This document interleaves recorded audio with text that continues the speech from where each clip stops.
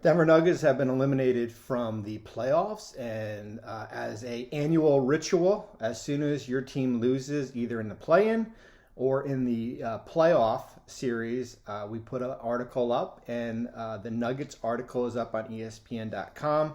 My condolences to you Nuggets fans out there, but that is the nature of the beast as far as the playoffs go. You lose, and we put an article up here, and I think the big picture, when you look at this Denver team, they can only go so far with a healthy Jamal Murray and Michael Porter Jr. The series last year when they lost to Phoenix, the series this year when you lost to Golden State, as good as a regular season team is, and I think this year they've overachieved, and you certainly say, like, well, how do you overachieve when you have the reigning MVP on your roster and someone likely that has a chance to earn a back-to-back MVP? I think you just look at the roster. You look at the roster, you take Murray off, you take Porter Jr. off, you are heavily reliant on Aaron Gordon. And let's face it, Aaron Gordon is not your number one option. He's not your number two option. He's not your number three option. He was brought to Denver to fill a role. And when you have two of your three best players go down, the reality is that he is who he is. He's a good defensive player, and he's limited on offense. And he can give you 15 to 16 points on good nights. But if you're expecting Aaron Gordon to be your second best player and take this team to a conference finals or an NBA finals without Michael Porter Jr. and Jamal Murray, it's fool's gold. It's not happening in here. And certainly Michael Malone and Tim Connolly, the head coach and the GM, will be criticized and ridiculed, and that is as far from the truth as it can come. Both are the gold standards as far as how to run an organization. Certainly with Malone coaching and Tim, how he's built his team, and you've been snake bit.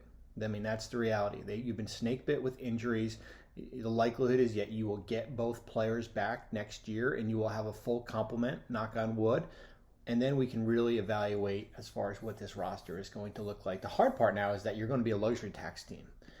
With the Porter Jr. extension about to start, with Aaron Gordon's extension about to start, you are going to go into the luxury tax, and that's not something that this ownership group is familiar with. I believe the last time was 2009. Yeah, 2009-10 is the last time you paid a tax. You have $62 million that's on the sidelines, Porter Jr. and Murray for next year, that have not played a lick in these playoffs here, and to build out a roster without those two guys, that's hard. So hopefully for ownership, they don't look at this team as kind of hitting the kind of the wall as far as what the upside is. I want to see a full year with this current group. Usually when you lose in the first round, everyone wants to put away the checkbook, and you don't want to spend anymore. And Denver is limited as far as what they can do. They've got the $6.4 million tax mid-level exception. The big decision will be certainly, and we'll go into Jokic in a minute, what happens with JaMychal Green and Jeff Green. Both have a player option in their contract. Green is at, I believe it's $4.5 million. I'm going to pull up their cap ledger right here. Green is at $4.5 million. Jeff Green, that is, and JaMychal Green is at $8.2 million. I think their numbers are kind of right in that ballpark. I don't see JaMychal Green getting more than $8 million on the open market. I think Jeff Green, certainly Mr. Minimum, I called him for the last 6 or 7 years. That's kind of in that range. That's a little bit below the tax mid-level. What happens if both opt out of their contracts and become a free agent and they don't come back? You're still stuck with the tax mid-level exception. That's where your finances are. You have $159 million in committed salary. You take 12, 13 off that. You're right pressed against the tax. That's all you have available here. And if they do opt out, and the goal is for both to resign, you've got early bird rights on JaMychal Green, minimum 2-year contract that you can bring him back. Jeff Green is a little bit different. He'll be considered on a 1-year contract. non-bird rights, 120% off his current salary here. So you won't have to tap into your mid-level exception. So as I said, Jeff Green, I think he's still in that $4.5 to $5.5 million range. Guy who's, has been wanting stability, and we'll see if he opts in or opts out. But this market for all free agents is not going to be friendly. I mean, that's the big picture approach here. If you're making $5 million, or if you're a guy looking for a $20 million contract, this is not the marketplace to go out and do it. So those are your two big free agents as far as Green and the Green non-brothers. Jeff and Jermichael, you have your draft pick, which is right now the 21st pick in the draft. They've been great in drafting. I mean, Bones Highland, Jokic, Jamal Murray, Porter Jr., the risk there when everyone passed up.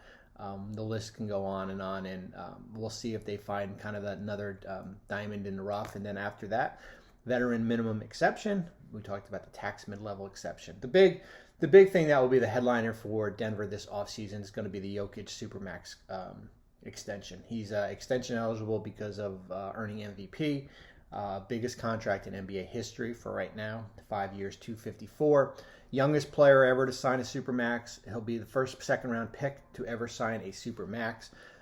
There's always usually a buyer's beware when guys sign it, because usually they're 31, 32 years old. It's that that third contract or that fourth contract, and I would not have any.